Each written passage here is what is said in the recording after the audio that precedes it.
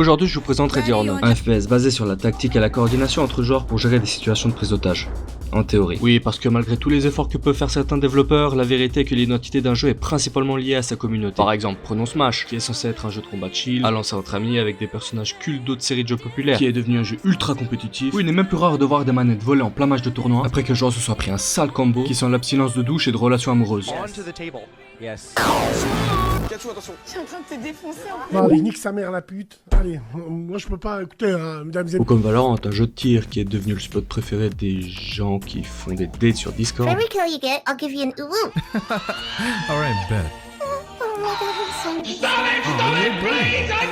Ou alors comme Rust, un jeu de survie à la base dont la communauté ferait rougir n'importe quel membre du Ku Klux Klan. We don't like blacks. Sur Ready or Not, il y a deux catégories de joueurs. En premier, les mecs sérieux et professionnels, qui communiquent parfois avec un langage militaire et qui font les choses proprement. We can break up the two teams again. It's gonna be green and me purple. We'll go to the opposite way they're going. Down on your knees. Go left, go left. Police, hands up, above your head. Get down, over your They're head. complying? He's complying? Restrain him, restrain him. I'm closing the door on the back. You playing Minecraft. I like your cut, G. Et en deuxième catégorie... Hey guys, I'm gonna equip the taser. Just gonna tase the first guy I see. Guys, we're gonna kill some infidels. Let's go. I got a magnum. What you gonna do about it? I'm about to cowboy this. I'm about to cowboy. I died. Bon, je vous laisse deviner dans quelle catégorie je tombe. Hey, I think I can't play. My game's glitched. I can see my menu, but I can't close it. Okay, on three. On three. 1, 2, 3.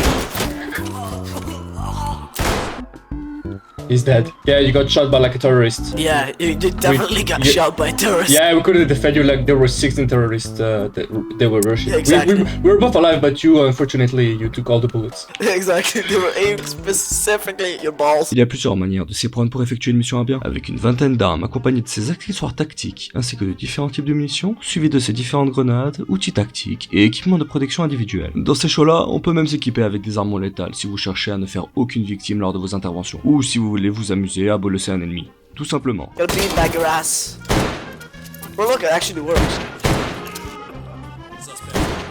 Bro, did we actually kill him with beanbags? Someone grab an actual gun and kill him. Problem solved.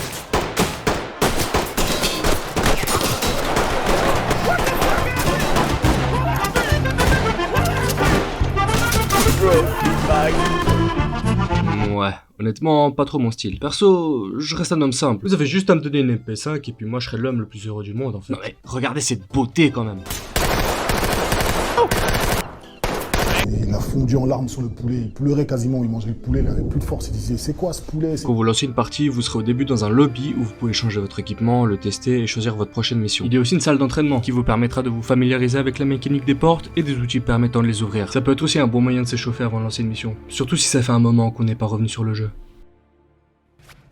Allez, vas-y. En dedans. Go, go, go, go. J'ai tué l'otage. Regarde, regarde, regarde.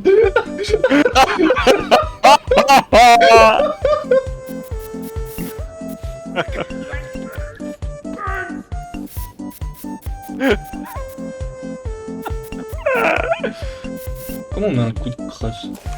Oh! J'ai vu ça.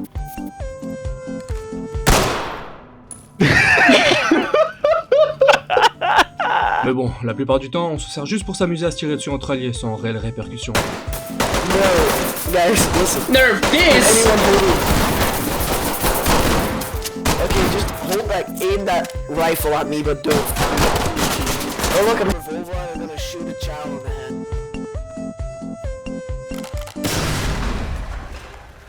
What just happened? God damn, that C4 was loud. Nerf this!